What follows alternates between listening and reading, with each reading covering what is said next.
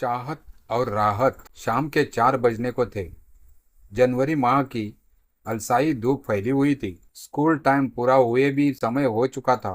सुमति की माँ राधा उसकी प्रतीक्षा में अंदर बाहर हो रही थी। अब आए तब आए। आज राधा को पुत्री सुमति पर गर्व हो रहा था।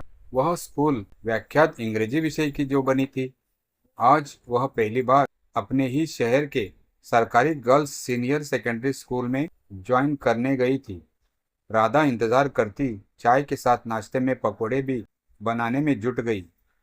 थोड़ी देर में ही उसकी पसंद की लौंग इलायची अदरक वाली चाय बनाने लगी। तभी मेन गेट खुलने की आहट हुई तो राधा गैस को सीम कर बाहर आई।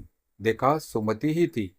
उसने उसे बड़े लाड़ प्यार से गले लगाया और जल्दी चाय नाश्ते के लिए उसे तैयार होने को कहा। माँ बेटी पकौड़ी के साथ गर्मा गर्म चाय का आनंद लेने लगी। माँ ने उत्सुकतावश पूछा, आज कैसा रहा पहला दिन? प्रिंसिपल मैडम ने स्वागत कर बधाई दी। फिर कौन कौन से क्लास में पढ़ाना है उसकी जानकारी दी। मैं अपने पढ़ाई जाने वाली सभी क्लासों में गई। सब छात्राएं भी प्रसन्न थी। वे आश्वस्त थी कि अब उनकी नियमित पढ़ाई होगी और बहुत कुछ सीखने को मिलेगा। सुमति ने देखा चाय पीती माँ की आंखों में आंसू भर आए। क्या बात हुई मम्मी? खुश होते हुए एकाएक यह आंसू क्यों बहाने लगी? बेटी, तेरे पापा की याद आ गई। वह कोरोना में नहीं जाते तो अपनी लाडली बेटी की उपलब्धि पर कितने खुश होते। यह सुन माँ के साथ वह भी रुआसी हो गई। कुछ देर की चुप्पी के बाद वे फिर से सामान्य हुई और फिर बातें करने लगी। तभी हैदराबाद में एक मल्टीनेशनल कंपनी में काम कर रहे पुत्र शीतल और बहू कामिनी को आज सुबह ही सुमति के व्याख्याता के पद पर स्कूल में ज्वाइन करने की जानकारी दी थी। शीतल खुश होकर कहने लगा, मम्मी, अब उसके विवाह के बारे में सोचो। 25 वर्ष की हो गई है। वैसे सरकारी नौकरी मिल गई तो अच्छे ऑफर आने लगेंगे। समाज की पत्रिका में ऐड दे देंगे। बहुत से युवाओं की जानकारी मिलने लगेगी। अच्छा मम्मी, आप मौसी के लड़के डॉक्टर नरेश की अगले महीने होने वाली शादी में कोटा चले जाना। मेरा अभी छुट्टी मिलना संभव नहीं है। काम की व्यवस्था बनी हुई है। अभी उनकी बातें चल रही थी कि पोस्टमैन एक कार्ड मौसी के लड़के नरेश की शादी का ही था। कार्ड में वैवाहिक कार्यक्रम देख उन्होंने शादी में जाने का कार्यक्रम बनाया। अरे सुमति, तुम्हें ध्यान है ना? महिला संगीत के लिए गानों पर डांस की तैयारी की है। डांस ऐसा हो कि देखने वाले लोग वाह वाह करने लगे। अभी 2 सप्ताह है। फ्रेंड रजनी के घर जाकर तैयारी कर लूंगी। निश्चित दिन शादी में जाने के लिए माँ बेटी दोनों अजमेर से कोटा पहुंच गए। शादी समारोह की सारी व्यवस्था कोटा बूंदी के बीच एक अच्छे से रिजॉर्ट में रखी थी। वह सीधे वहीं पहुंच सगाई के कार्यक्रम में सम्मिलित हो गई। मौसी और उसके परिजनों ने स्कूल व्याख्याता बनने पर सुमति को बधाई दी।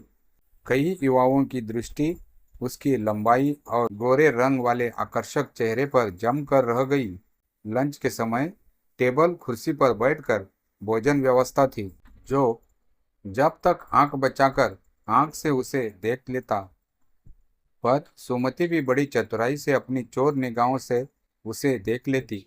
वह मन ही मन सोचने लगी, कैसे ललायित नजरों से देख रहा है, जैसे मैं मीठी मिश्री की डली हूँ जिसे गप से निगल जाएगा। तभी दूल्हा बने नरेश भैया उसके पास आए और उससे बातें करने लगे। रात्रि को महिला संगीत होने को था। चहल पहल जोरों की थी। मंच को शानदार सजाया गया था।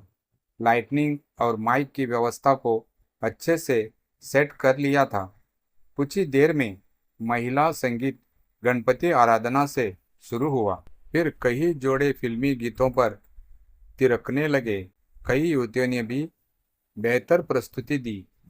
अनाउंसर ने सुमति का नाम बोला तो वह मंच पर जाकर अपनी पसंद का गाना चलाकर उस पर डांस करने लगी। रंगीन पोशाक उस पर बहुत आकर्षक लग रही थी। गाने के साथ ही उसके अभ्यस्त हाथ पैर सुंदर प्रस्तुति देने लगे। चेहरे की भाव भंगिमा गाने के अनुरूप बनी हुई थी। उसका डांस इतना बेहतरीन हुआ कि उसकी माँ भी भाव विभोर हो गई। दर्शक वंश मोर की रट लगाने लगे। उसने दर्शकों को निराश नहीं किया और अपनी पसंद के दूसरे गाने पर डांस किया। इस बार का डांस तो लगा पहले वाले से भी बेहतर था।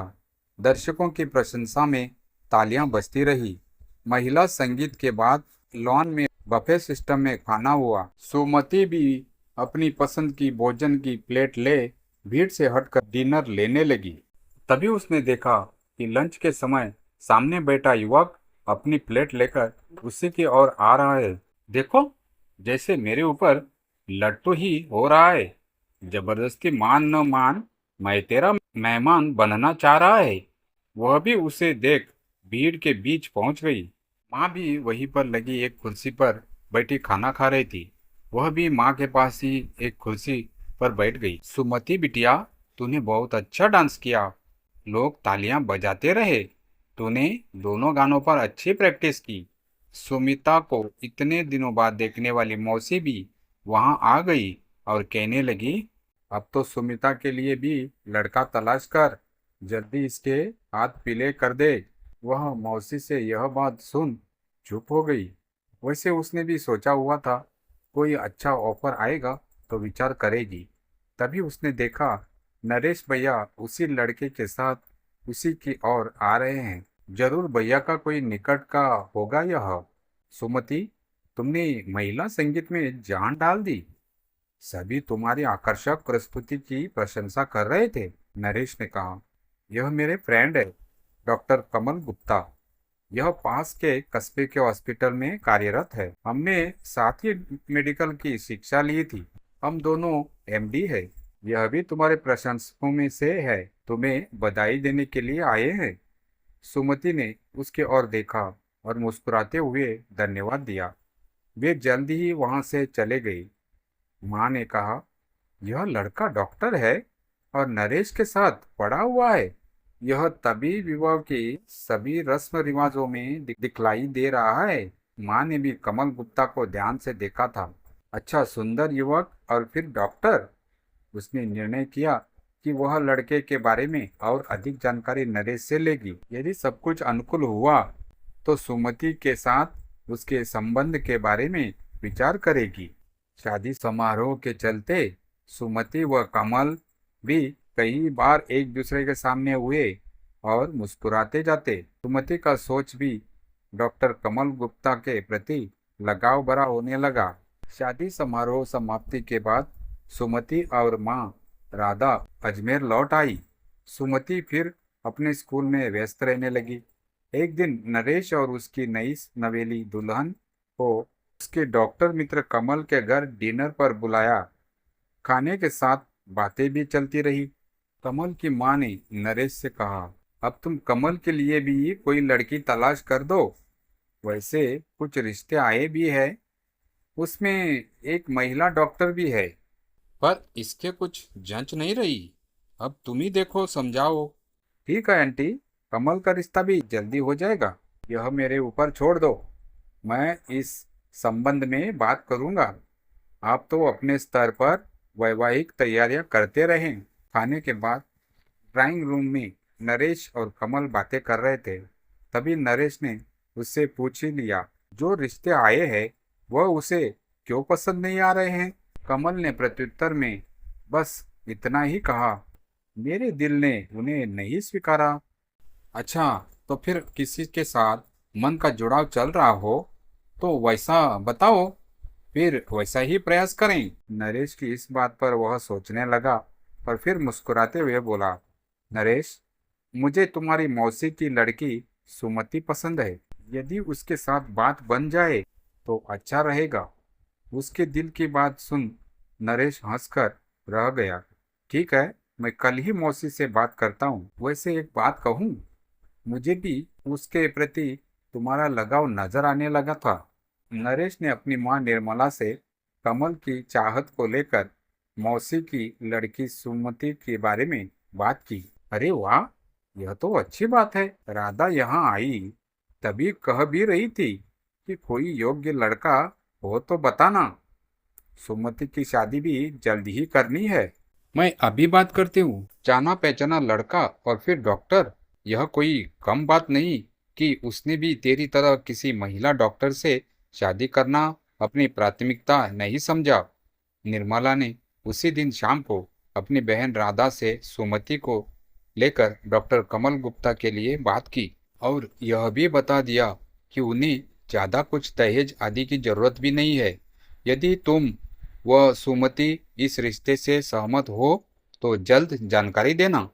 राधा ने इस रिश्ते को लेकर अपने पुत्र शीतल से बातचीत की। उसने भी इसे एक अच्छा रिश्ता बताया और फिर मासी ने भी कुछ सोचकर सुमति के लिए सोचा होगा। लड़का डॉक्टर है तथा नरेश भैया का मित्र भी है। घर बैठे अच्छा रिश्ता आया है।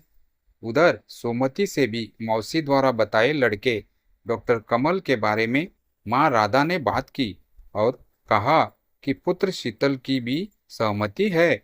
सुमति भी अच्छे रिश्ते की सोच बनाए हुए थी, तो संयोग से मिल भी रहा है। वह सोचने लगी, देखो संयोग की बात, जो लड़का शादी समारोह में उसके निकट आकर बात करने के लिए ललायित था, वही उसके प्रति समर्पित होना चाहता है। शायद ईश्वर को यही मंजूर हो। सब कुछ विचार कर सुमति ने इस रिश्ते के लिए अपनी स्वीकृति दे दी। 2 दिनों बाद मौसी के लड़के नरेश का फोन आया तो राधा ने भी रिश्तों के लिए स्वीकृति दे दी। नरेश खुश हुआ कि एक और तो उसके मित्र की पसंद सुमति की उसकी जीवन संगिनी बन जाएगी और मौसी को भी सहज ही एक अच्छा दामाद मिल जाएगा। एक दिन राधा मौसी के यहाँ नरेश कमल और उसके परिवार के साथ कोठा आए। राधा के बेटा बहू भी आ गए। सबकी सहमति से वैवाहिक संबंधों के लिए स्वीकृति हो गई। सुमति और कमल एक दूसरे की ओर अपने भाग्य पर गौरवान्वित हो मुस्कुरा दिए। अगले माह एक अच्छे शुभ मुहूर्त पर कमल की चाहत पूरी हुई और दोनों का विवाह संपन्न हो गया। कमल और सुमति एक दूसरे के जीवन साथी बन गए। कमल दिल से खुश था कि वह सच्चे प्यार से ही सुमति को पा सका।